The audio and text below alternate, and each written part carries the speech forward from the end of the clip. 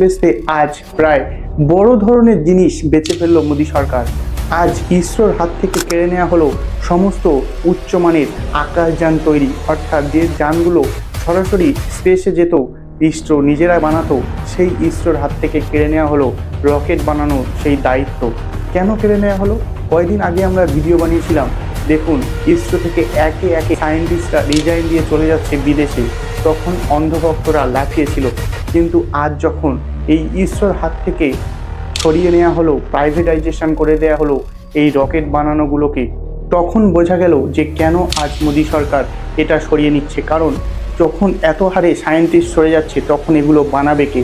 সেই কারণে প্রাইভেটাইজেশন করে দেওয়া হলো, ইসরোকেও ধীরে ধীরে প্রাইভেটের হাতে তুলে দেওয়া হচ্ছে। আর এই ঘটনার পরেই জানা যাচ্ছে আদানি গ্রুপ তাদের এই রকেট সায়েন্সের উপর ব্যাপক পরিমাণে বিনিয়োগ করতে চলেছে। কারণ এখানে পরিষ্কার এই আদানি গ্রুপের হাতে হয়তো চলে যেতে যাচ্ছে আমাদের স্পেস বানানোর সমস্ত